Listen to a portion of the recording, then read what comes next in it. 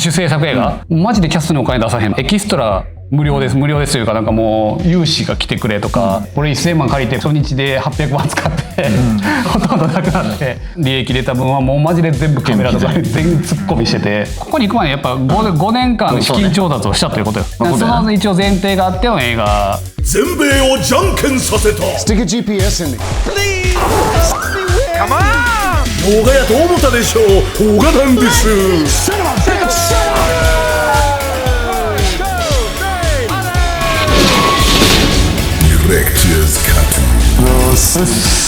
浅尾です。ナベです。今回は何やったっけ？仲間探し編後編。予算計画も言っちゃうよ。編ですね。はい、じゃあ今どの辺行ってるかっていう全体のね。どこにも書いてない。あ、でもこれあと予算策定あるやん。プリプロマン行ってるわ。シーンブレイクダウン予算策定という場所がある。そこや。確かに仲間集めのキャスティングみたいなところも確かに。もう一次マーケさっき言っちゃってるね。もうマーケ関係なかったな。あんま関係ない。藤井がなんか映画館回ってたやつ。これ一次マーケってこと？映画館に映画を持たずに回って映画を作ってきてくださいと言われるのが一次マーケやったことにしよう。じゃあもうそれで。だから予算策定で。プリプロになってるね。キャスティングどこまで話し切れたらなって感じか。やっぱ仲間を集めるっていうことに対してはお金がもう横にないといけないってことやったところだな結果。ちなみにプリプロっていうのはこのプロダクションっていうのがこう制作ね、撮影とかで、プリプロはプリでから前ね、プロダクション前で、プロダクション後のポストプロダクション。難しいこと言ってる？いや言ってないか。プリっていうのはプリプロって何やろうと思って。だから作ることやんな。俺もプリっていうことはちょっと分からんなと思ってた。分かるやろ。プレって言うやろ。プレなんとか。プレオープンみたいな言うやん。ああプレじゃないんや。プリ。ああそうか。ネイティブはプリっていう。これぐらいのその英語力でやらせていただいてます。やれました。はい。じゃあそんな感じだね。はい、じゃあそんな感じでいきましょう。じゃあちょっと今藤井が出してくれてるやつが予算初めの方に考えてた表やんねこれ。だから英語脚本制作表っていうところから順に上から書いてあるけど、今回日本語の脚本ができたわけやから、それを英語にせえんとあかんっていうな。で Google 翻訳とか、当時ちょっとだけ AI 始まってたぐらいか。チャッピーがまだチャット GPT と呼ばれてた時代な。チャッピーとまだ呼ばれてなかった。チャッピーは言われてないね。まだチャッピー呼びじゃなかったぐらいの時で。だって俺英語にしようと思ったらなんか GPT でやろうと思ってたもん。最初そうやねんて。最初 GPT でやろうと思ってたんで。できるわけないやんあの時代で。そうやね。そうやね。ちょっとやっぱいわゆる土地柄の言葉とかスラングみたいなのもうまく混ぜ込んでいった方が面白いよねみたいな話をしてて。そこはねローカライズって言って、ただ単に翻訳って翻訳やん。なんかローカライズっていうのがその地域っぽくするっていうのがめちゃくちゃ大事で、だからなんか例えば今回の映画とかだとなんかこのウエスタンのやつが出てくるわけよ。ウエスタンのやつを日本語にすると向こうでしかわからんジョーク言うわけよ。なんかウエスタンで大体テキサス州とかさ、なんかそっち側のやつらだからだからなんかテキサスの話すんだよ。とりあえずテキサスとバイブルの話、聖書をテキサスとバイブルの話。テキサスとバイブルの話しとけばとりあえずウエスタン感が出てくるんだけど、でもそのウエスタン感っていうのを日本語訳で書けへんわけだ。書けへんだよそれはそうやな。なんかそういうそれがローカライズするみたいな。英語化するときにウエスタンのなんかそのバイブルの話が出てくるとか。確かに。そうやんな。だって日本語でもさ、結構俺はシャバいという言葉をよく使うけど、これは多分語訳難しいもんな。英語でなんて言うんやろ。関西弁とかもそうやんな。関西弁もそうやな。それはそうやな。だから関西弁ローカライズになるかもしれんな。だから普通にだからそれをチャッピーでやられると、なんでやねんってなる。なんでやねんって多分普通にやったらなんかなんでやねんって俺らは分かるけど、第三者から見たらだから英語はそんなに分からへんやつから見たら分からへん。分からへんってことやな。その辺を今回やらなあかんから、プロの人を入れてるな、ここは。そうやね。今回一応上のこの英語脚本制作っていうのが、でこれのなんかさっきの仲間集めなんよこれも。だからこのローカライズがめっちゃ大事やなっていうのが、なんかそのティフコムとかいろんなところに行く中で分かってくる。そうやなみたいな感じになって、じゃあローカライズ誰がすんのみたいな、日本語しかないんやったらって言われて、じゃあ確かにみたいなのになって、でこのやっぱり外国人とのつながりって一つもなかったんよ今までそこまで。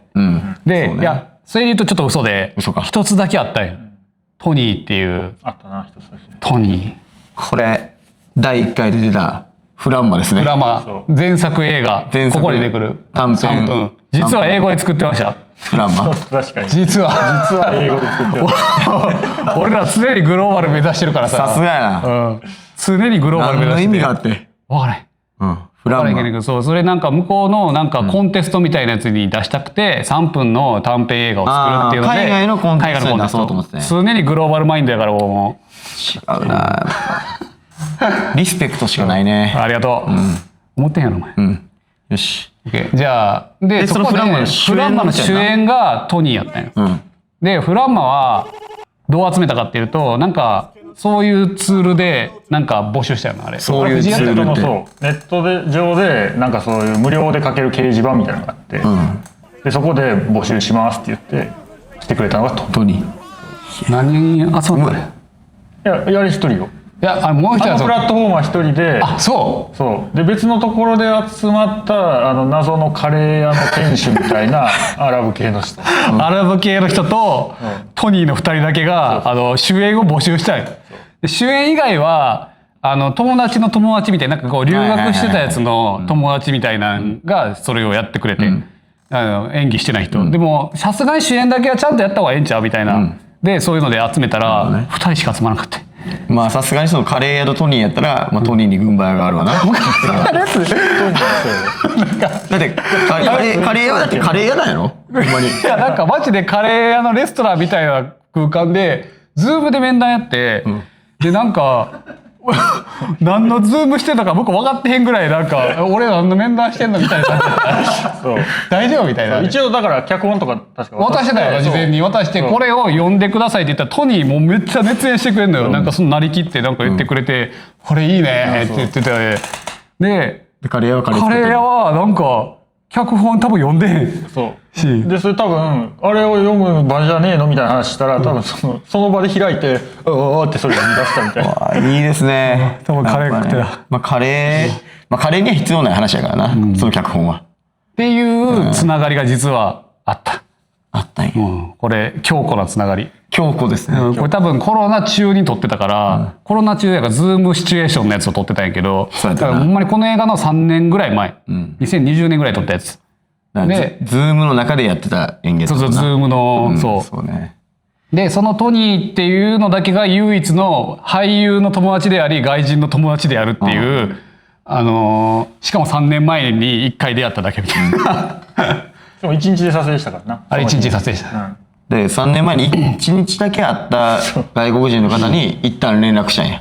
そう連絡して映画作ろうと思ってる、英語で長編でっつってトニーにやったら「ってなんか来て、メッセンジャーその日中に来て「今日ちょうど六本木でなんかその外人アクターのアクター俳優ね、外人俳優の集いがあるから来ない」っつって、その日に俺が送った日に言われて「行きます!」って言って行ったら、そこから始まった全てが。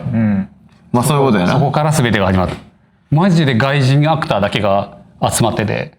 意外とおるんやね。65、60人おってね。なんかその主催が多分外人アクターの、その演技指導をしてる人たちが多分主催してて、60人ぐらいおったよ。で、そこってなんか制作してる人とか、なんかその、日本にいるけど、まあそこは英語でやってる日本やけど、で、その英語でなんかアクター、俳優活動してる人とか、そういうのばっかり集まったイベントで、そこになんかトニーの友達とかいろいろ紹介してもらって、でそこで紹介してもらったこのケニスとリナさんってこの、パートナーなんやけど、が、紹介してもらえて、でなんかそれこそハリウッドでなんかそのリナさんっていうのはハリウッドなんか名探偵ピカチュウってあったよ。あった。あれのミュウツーの声やってる。やばいやん。声優さんなんです。声優もやってる、なんか俳優もやってるし、なんか今日本で活動してるからなんかそういうこのなんかつなぎやってくるみたいな。でなんかその2人に、脚本ローカライズをしてもらって、ローカライズ兼リライトみたいな形で、そのリライトっていうのはさっきのなんかローカライズの、なんかバイブルはマジで入れてもらった。バイブルとあとアメリカンジョーク何個か入れてもらって、めっちゃ面白い。俺らが思っているニュアンスの方向に進むようなジョークを入れてくれる。あ、そうそこをなんか汲み取ってもらって、なんかアントニオが、相手倒してなんか番号なっつって番号なのね。あれはケニスの間でゴッホみたいな番ゴッホみたいなねって番号って言うんだけど、あれとか絶対思いつかへんねんけど、なんかまあそれ入れてくれて、なんかいいジョークやった。一番俺好きなジョーク。番号な。番号な。あのシーンな。あのシーンはそもそもがかっこいいからな。グッとくるね。あれまあそういうことをしてくれたわけな。そう。っていうのがこれ多分12月ぐらいに多分出会ったと思う。まあそのぐらいだと11月紹介してもらった後半アリサとかにもそこでやってる。あ、そう、アリサはそのリナさんの多分友達やで。ああ、じゃあその場ではないんや。その場ではないあ。その場で俳優は出会ってないかもしれない。一応その紹介してくれる人に出会ったって感じかな。あ、そうやな。そうや。紹介してくれる人2、3人とつながって、そこからバーって広がったから。そんな感じだったな。で、まあなんかそういうのもありながらそれぞれの項目で大体どれぐらいかかるやろうなっていうところを一応考えていったわけやな。この辺りはむしろどうやって策定した感じ？いや、これは一応今まで映像を作ってたから大体こんなもんやろっていうので、ざっくり作ったやつこれ。でいやこれね、今回俺キャストにめっちゃお金出してんの。この内訳もそうね。なんかいや日本の映画ってこの自主制作映画ってマジでキャストにお金出さへんの。まあそうやろな。なんかエキストラ無料ですというか、なんかもう有志が来てくれとか、でそこに対して一応全部お前らには払ってへんけどそれ以外多分全員払ってて、でそこは結構ちゃんとやれてると思う。まあ、ちゃんとやれてるけどこれは完全にそういうプロダクションやったと思うで。そう、もうほんまになんかキャストで言うとちゃんとそれぞれ払えてて、キャスト費が全体の最終多分3割ぐらい多分キャスト費やと思う。いってんじゃない？うん、3割近く。エキストラで100万いってるわけやもんな。これ計画か。実際違う。いやもっといってるかもな。エキストラはいやそんな言ってない。半分ぐらい。いや人数がちゃうもん。個数35って書いてあるけどこれ。あ、そうね。そこがこっち側からいや言ってると思うで。言ってるわ。全然言ってる。いや結局だってお前の見積もりだけで70万円ともあれ。70万円け。6、70万円から。あれプラスこっち側からの野面エキストラがおるから言ってる。全然言ってる。行くわ。それぐらい。でまあその言ってるやつはエクスペンスで見れるんやけど下の。はい。まあそれは後ほどから。まあ一旦ちょっと予算を作るところにしようか。であと俺らが削れたところで言うと機材をほぼ持ってたっていう。まあそういうことやな。これがまあある程度かなりでかいよな。これをじゃあ全部ほんまにこの規模のプロダクションやろうとしたらレンタルせなあかんわけやもんな。多分レンタルせなあかん。レンタルするとなったらもうそれでまたかなりかかんねんな。だからレンタルマジでしたのは最後の3日間だけ。あ、そうね。機材はそうね。あそこは足りんかった。弁護士とかも結局弁護士まだいやお金出してない。結局俺がやった。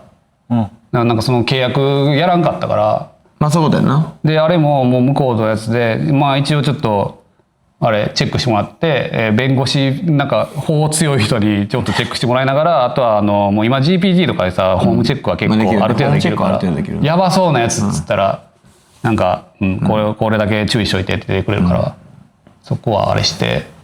まあでもすごいなんかだからロケーションが高いのよ。ロケーションは高いよ。それもっとかかってるよ俺ロケーション。いやまあ300万とかそんな感じだと思う。もうちょいいってるかもしれんけど。まあねそんなもんやったな。まあだからざっくり麻生にその制作経験がある中で大体こんぐらいだなっていうのを決めてそこに当てはめていったって感じやな。いや逆に言うとまあこれを決めるから逆にここを超えないようにするにはどうしたらいいんやっけっていうまあそこでこう言うたら自分たちの tips みたいなところを使うのができたわけやな。だから今28行目の青枠にしている衣装みたいなところは衣装増作180かかってないの。かけてない。だからこれは後で圧縮できた部分、だからこれ多分それぞれに対してそれぞれここで予想できてるものと実数って絶対ブレるからね。ブレるから、これよりもこれは絶対超えてはいけないというラインない、言うたら大体こんぐらいやろうなと思いながらちょっとだけ多めに出してて、でこれをこれ絶対もう死守やな。超えないラインで全員引いて、全ライン引いて、でほとんどが超えてへんねんけど一部やっぱり超えたりとか、あと当時予測してない費用が出てきたりとか、これで言うと多分映画祭とかのあれも出てるのかな一応。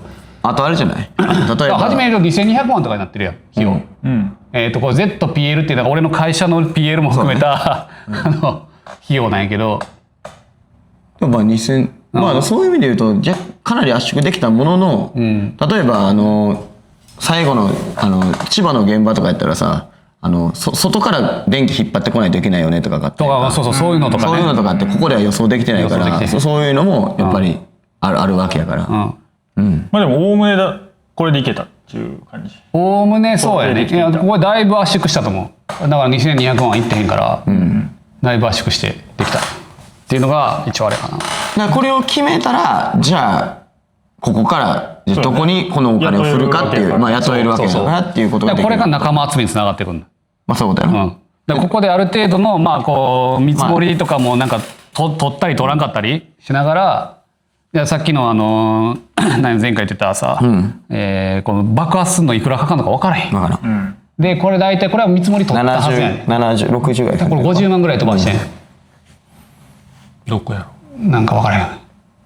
特殊効果あった70。どこやろ70やろ。あーってなってるところがもう少し抑えれる気がするって書いてないけど、これ50万以下に抑えてるはずやねん。とかっていうところを全部一個ずつこうちっちゃくしてって。だからまあちゃんといわゆるプロダクションとして正常な形で行うためには仲間集めする前にそれに対してどれだけお金をかけるかを絶対決めなあかんってことやな。だから仲間集めにこれが重要やとか、これが仲間集めするための土台やってことやな。まあそう。そうじゃないとなんか一緒にやろうぜっつってお前仲いいから出てよっつってうわーってとりあえずやるとこれはもう素人映画になっちゃうから。まあそうなるし、じゃあその人にごめんお金あげられへんかったわとかになっちゃうと。そうよく最後まで走られへんかったり、そもそもそうよくあるパターン。そうならへんように、まあここはもうめちゃめちゃ大事それだけは一番ダサいからさ。ダサい。それはやったらダメだな。っていう感じでこうなったってことだな。ここは割とほんまにちょっと多めに見積もって減らしてっていうのを一個ずつやってってかな。なんか質問ありますか？藤井の質問コーナー？ないじゃん。まあ質問のメガネして質問ないんかお前。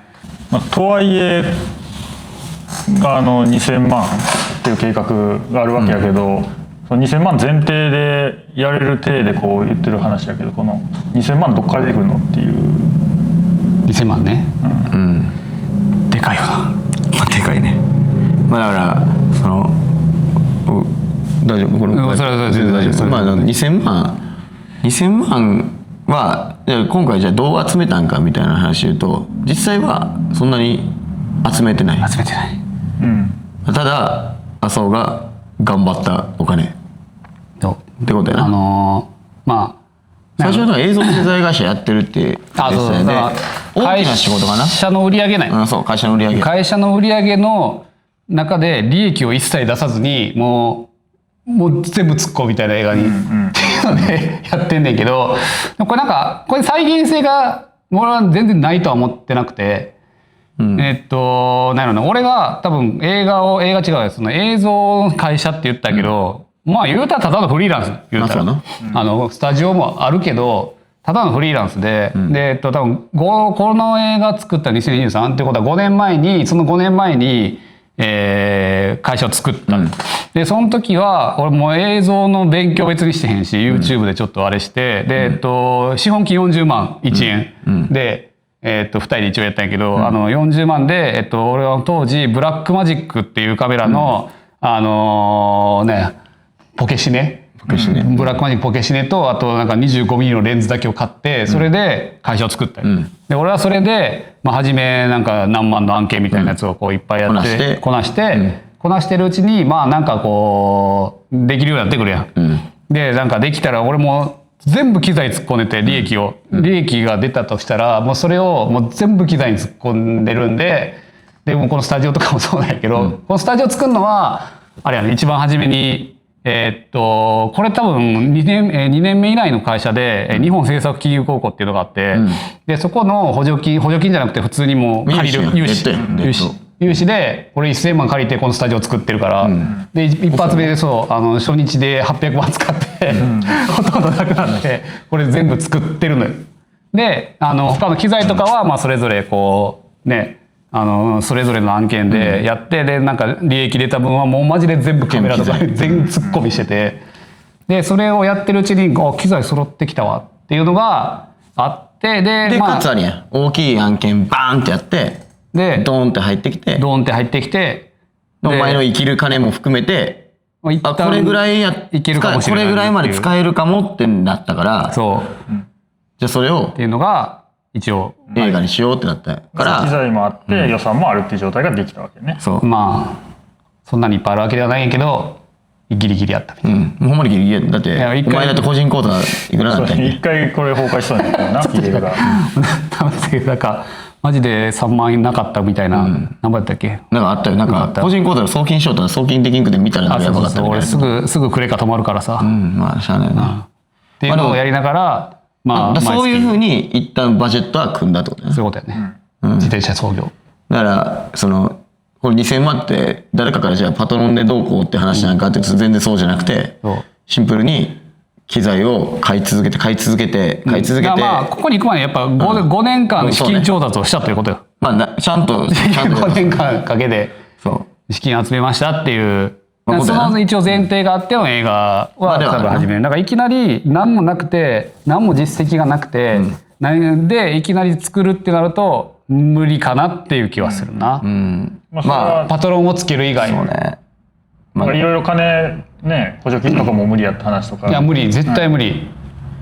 やし、まあ正直なんか金だけじゃなくて、なんかそこでのなんか今回のこの映画を作るという文脈において映像を作るだけじゃなくて、なんかいろんなところに自分たちのやることを交渉するとか、もういろんな人のコミュニケーションでものすごくこうアクターの人と裏方の人とエキストラの人とでボランティアの人とみたいなそれぞれのなんかコミュニケーションを取る中で5年前にじゃあ俺らこの金あってできたかって多分そうじゃなかったよな、きっと。でそれはないね。5、6年前にだから案外こう5年間麻生がわーってこう頑張ったことでいろんななんかこう難しいこともやれるようになったってことも含めてまあギリなんとか作れたっていう感じだったもん。ここの期間で経験値を積むことによって、この予算って圧縮してんのよ多分。そうね。だからどこで予算がだから今こんだけの予算の弾き出し方もこれも経験値がないとできないんで、この人は何円かかんねんみたいなとか、なんかその辺をしかもそれを踏まえた上でじゃあそれをどう圧縮すんねんみたいな、でそれをスケジュールに落とし込んでみたいになると、まあなんか必要な5年間というか。まあそうだったな。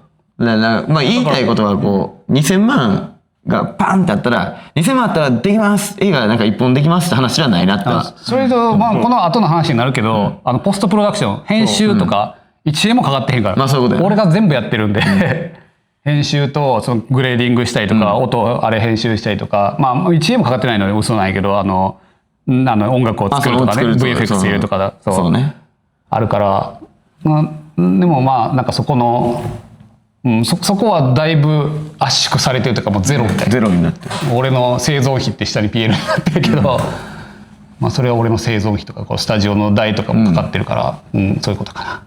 だからこれに機材代と、機材代だけ足したら作れるっていう話でもなくやっぱり多分いろいろ項目としては人によって違うよって感じ。やっぱまあ時間無限にかけたらなんかでも時間かける時間が一番高いからな。時間めっちゃかかってるからこれ何もかかってんねんこれ。時間はめっちゃかかってる。2000時間じゃ済まへんな俺は。俺だけそれぐらいお前だけどな。全然それに申し訳ないとも思わへんねんけど2000時間2000時間はかかってんじゃないそんな感じ12そうそんな俺は200日ぐらい絶対かかってるもんな。まあそういう感じです。はい。いやだいぶこれ仲間集まってきた。ある程度お金出してで、まあ、仲間っていうので、まあ新しい人はやっぱりこうつながっていくしかないよね。いきなりこう野面でまあなんか野面で集めるっていうのもいいんやけどやっぱりつながりほど強いものはないんでね。まあそりゃそうやな。でそのきっかけすら分からへんからさ、まあ全部事務所とか通したらもう高くなって仕方がないから、全然変わるよなそこもあれよ。そこもノウハウというか、ある。直接俳優とどれだけやれるかみたいな、まあ、ちょっと日本だと難しいかもしれんけど。キャスティング会社の扱い方とかね、そう全然違うもんそうな。大変だな、確かにな。なんか金が決まりできっかけを見つけ、ここからじゃあ仲間がどんどん広がっていくっていうフェーズに入っていく。入っていくんじゃないでしょうか。入っていくんじゃない？入っていかないといけないんじゃない？もうこれ入っていくよ。だいぶだからここの計算がこれ別になんか俺らは何もやってなくて、何もだから今状態初めからの状態をおさらいすると、今日本語の脚本があります。今3人です。でもこの人に頼めばいけるかもしれないの人がちらほら決められるようになってきた。ちらほら決められるようになって、これがお金っていう予算が決まったらこれが決められるようになってきてるっていう状態かな。このままの流れであとその項目が分かるようになった。項目も分かるし、ローカライズをするとかっていうのもここで、これは TIF コムに行って勉強したから、この項目が必要なメンバーが分かり、でこの項目って増えてるから、さらに多分最新のエクスペンスっていうのいるとこ見たらもっと増えてるから、だからこれはやってみんと分からへんっていう、これがノウハウなんやっぱ、やってみてこれ足りひんなっていう項目がどんどん増えていって、だからこう圧縮せんとあかんし、でもこのなんか考え方ってさ、例えば新卒の学生ができるわけないやん。その取引の経験がないから。やけどこの実際にこの現場仕事をした上で、いやこのアイテム足りひんから買わんたかんとか、昼飯買わんたかんとか、みんな分の昼飯買ったりとかさ、そういう代とかもなんか頭に入れれるかどうか、もともとから、それを入れへんとなんか想定してた外のお金がかかっちゃいましたみたいな感じになってくるから、なんかそこはやっぱり経験値やんな。経験値やし、俺だから映画やった後の方がその個人の仕事はうまくはかどるようになったよ。そのわけわからへんなと思うところの想像が割とできるようになったから、さらになんかこういうことに多分意識しといた方がいいんやろなが、もうありすぎるやん正直。そうやね。現場に対してはその8時間の中で正直出来事が100個とか聞かへんわけやんか。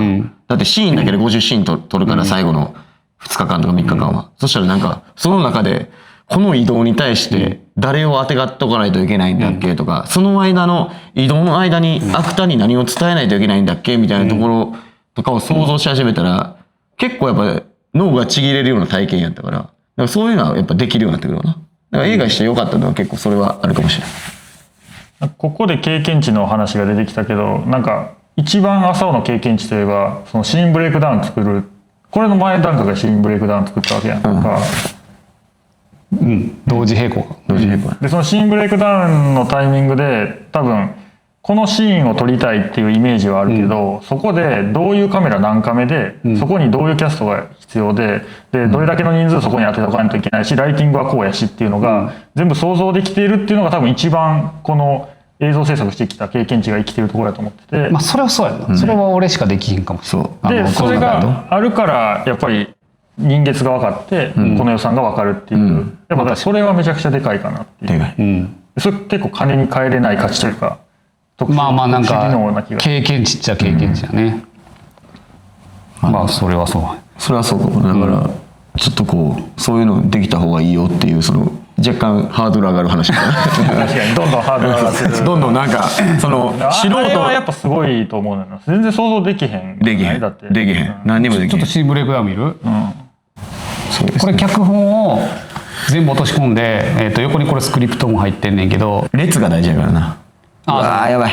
でこれはシーンブレイクダウンは、この今映ってる通りなんか左側にこう脚本、これ正しいフォーマットが全然分からへんからそう俺がそのギークピクチャーズの人にシーンブレイクダウンあった方がいいよって言われたから、シーンブレイクダウンって何やろうって、自分で思ってできたシーンブレイクダウンこれ。まあそうだよな。だから別にこれはシーンブレイクダウンじゃないかもしれないよ。俺らが呼んでいるものやな。必要な要素をね、とにかく浅尾が思うなりに俺が思うなりに書き出したシーンブレイクダウンっていうものがこれで、これは俺の中ではシーンブレイクダウンのイデア。ちょっと横にこれ初めのこう脚本が一番左に書いてあって、真ん中に英語が書いてあって、でここに書いてあるのがなんかナンバーオブカツ、これなんか全部外人の人に見せるように全部英語で書いてあるから、一応ベースは。でこれカット数が887ですと。でこの初めのオープニング、脚本のこんだけのところのここの部分はワンカットでいきます。そうね。このワンカットの、カメラのムーブ、どう入れるか。だからこれ一発撮りでレールが見えそうであればステディとかで、なんかこれクレーンドリーオアセグウェイでステディ持ってやるかドリーでやるかで、とりあえずドリーで弾いていくみたいな。っていうのを一旦初めこの全部のシーンをこうビジュアル化して、でそれをここに書き出して、でこれ書いてあるんだけど、シューティングタイムっていうのが20分。20分ね。このシーンを撮るのに大体20分かかるだろうっていう。で、これはセットとか準備とかも含めて大体20分、かかるだろう。でタイムっていうのがこれ30秒。映画における時間が30秒。20分撮って使えるの30秒。まあなかなかね。30秒で、これ30秒なかったんやけど、これでも一発撮りで結構長いことやるところやから、最初は30秒なんでした90秒。これオープニングとかだ。オープニング。で、その時に出てくる役者はこの人であるっていうのがこの右側にあるのよ。でこれがなんで必要かっていうのが、これはね、工数計算ね。工数計算でこれ一番上の列がね、これやばいね。分のこれ関数見てもらったらサムしてるあると思うんやけど、左の、サムイフか。サムイフで、系列やから、これ人のさっきのさ、何分拘束時間がこの人は発生するのかで、それでいうとジャンケーポールは1493分、これ24時間以上や。だから25時間拘束してんのよこの人。僕らは今回アクターに対しては全部タイムフリーにしたからね。そうタイムフリーにしたから、タイムというかデやで日割りで日割りで、じゃあこのジャンケーポールっていう人は、この役の人は、事前にこの人はいくらですって掲示をするんやけど、いくらですっていうのにやるのに、じゃあ何日撮影するからいくらですって言わへんとまず交渉できひん。でそれを計算するために、さっきの各シーンを何分っていうのを全部計算して、でこの人は1500分拘束で多分おそらく7日とかで撮れるみたいな。だから1日7万なんやったら50万ですみたいなっていう出し方ないっていうのを全部こう入れた。そこについてもあれよね。だからどの人がどのシーンでどの場所やからっていうので、そう場所もそれの組み替えをして、でだから工数を圧縮できるっていう。それはなんか違うとこ、シューティングタイムチェックシートちゃうかな。これです、これがさっきやったやつ、言ってたやつ、ちょっとちっちゃくします。これは全員の、時間を、何日撮影する必要があるかっていうので、こう場所別に全部分けてって、それぞれ時間に変えて何時間ここで撮る必要がある。だからリングトータル、リングはこの、決闘する場所で、大体この人はここで10時間撮るから、これは2日必要やんなみたいな。これはだからただ20時間だから、3日4日で撮れるよねじゃなくて、ロケ地が変わるから、ロケ地が変わるとそれはワンデーやから、ワンデーになるんだ。それはワンデーやから、そういう考え方になってます。そうだからその場所でワンデーで、じゃあこの場所で何日撮影、この場所で何日撮影で合計何日撮影っていうのを全部キャスティングコールっていう、これもさっきの仲間集めのところでそうやね。ちょっと後でいいか、そこは。でそこに書いて入れていくっていう感じですね。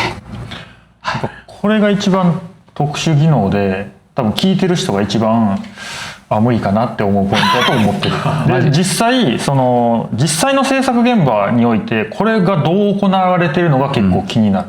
要は浅尾が全て集約したから、今回こういう形になって、すごい浅尾がイメージして作ったんやろうっていうのは分かるけど、それを多分複数人でやってたり、なんかいろんな他の制作現場ってどうなんやろうっていうのがちょっとシンプルに疑問かもしれない。そんな俺らだって知らん。